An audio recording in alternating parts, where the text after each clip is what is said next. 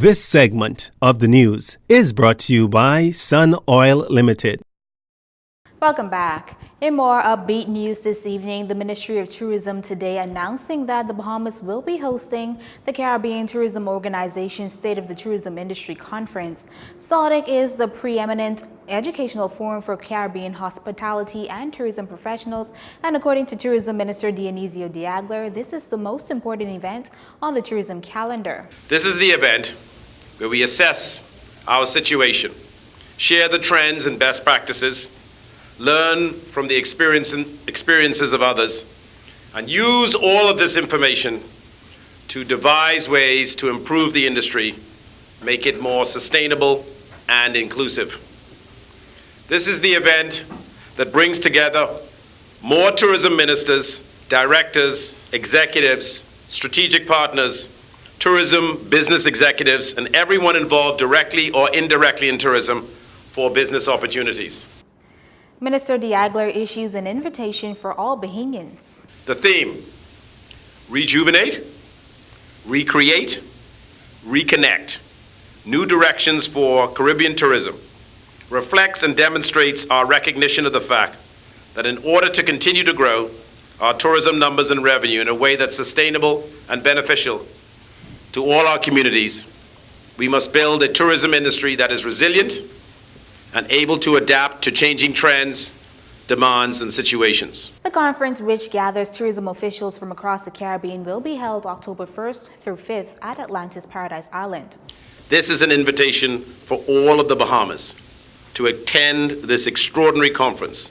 Students, bankers, taxi drivers, hotel executives, hotel workers, entrepreneurs, teachers, shopkeepers, vendors. Whatever you do, there's something for you to gain from attending SOTIC. You can register by visiting sotic.onecaribbean.org. The image of a child exposed and bruised bottom following a presumed beating at a public junior high school is now the focus of an investigation that both education and the police have launched. The alleged punishment is believed to have happened at the hand of an administration member.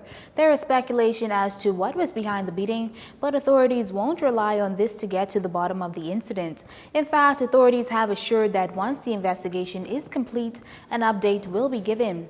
In the meantime, the Ministry of Education made it clear in a release that it will not tolerate in any circumstances the maltreatment of abuse or neglect of any child or person under its jurisdiction whatsoever. However, that said, it is promised that it should become aware that any such illegal, unethical, or unacceptable behavior has been or being committed will be addressed with the swiftest repudiation. Here's a story of how a plate of food can land you in the hands of the police.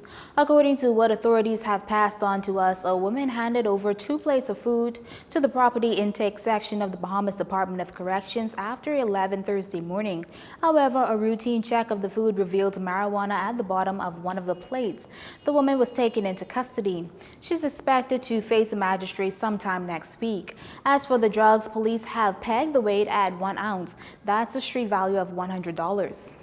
There's a serial copper cable theft on the loose, and BTC customers over in Grand Bahama are suffering as a result.